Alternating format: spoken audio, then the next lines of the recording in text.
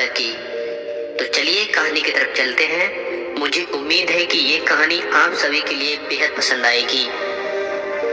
एक छोटे से नगर में जसवंत सिंह नाम का एक राजा रहा करता था और इस राजा की खासियत यह थी कि यह अपने बुद्धिमान होने की वजह से जाना जाता था। राजा जसवंत सिंह के किस्से दूर दूर तक फैले हुए थे।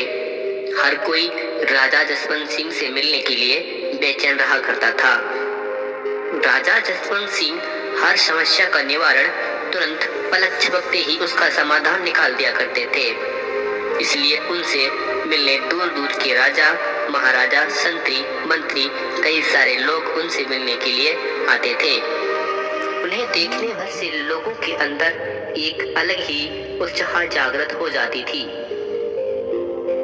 इतने पावरफुल इंसान थे राजा जसवंत सिंह। एक बार राजा युद्ध कर कर अपने राज्य पधारे और उनकी युद्ध जीतने की चर्चा हर जगह होने लगी।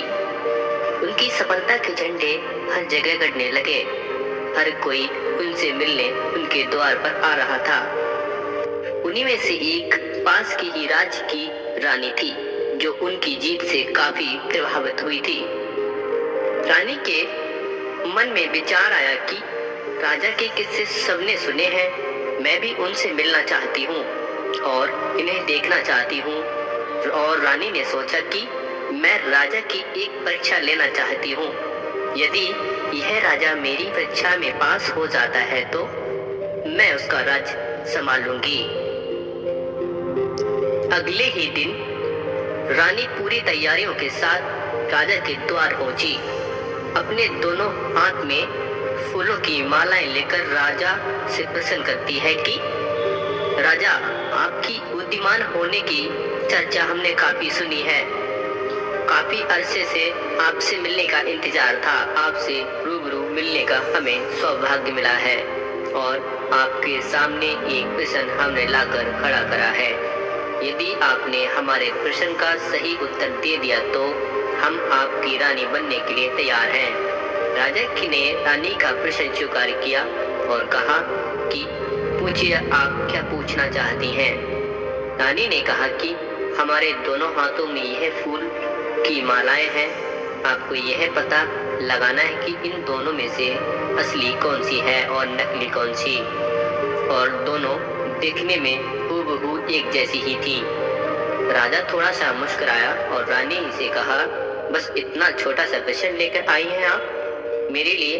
फिर राजा ने अपने सैनिकों से कहा, इस हॉल के सारी खिड़कियां खोल दी जाएं ताकि रानी को हमारे महल की ताजी हवा खाने का मौका मिले और उन्हें एहसास हो कि वह जसवंत सिंह के महल में खड़ी हैं। फिर क्या था, बगल के बाग से ही कुछ मधुमक्खियां आकर रानी की मालाएं पर बैठ जाती हैं। राजा की निगाह उन मधुमक्खियों पर ही टिकी होती है। जैसे ही मधुमक्खी माला पर बैठी है, राजा को एहसास हो जाता है कि यह असली माला है। फिर राजा तुरंत ही अपना जवाब रानी का हाथ पकड़कर उन्हें दे देते हैं और रानी से कहते हैं कि तुम्हें मिल गया तुम्हारे प्रश्न का उत्तर। रानी राजा के इस छोटे से पैतरे से बड़ा प्रभावित होती है। रानी राजा की परीक्षा से काफी प्रसन्न हुई और फिर उन्होंने धूमधाम से विवाह रचाया। सभा में जितने भी लोग थे सभी ने राजा की खुलकर तारीफ की और पहले से भी ज्यादा राजा का औहदा ऊंचा हो चुका था। राजा की बुद्धिमान होने के किस्से अब हर नगर में फैलने लगे।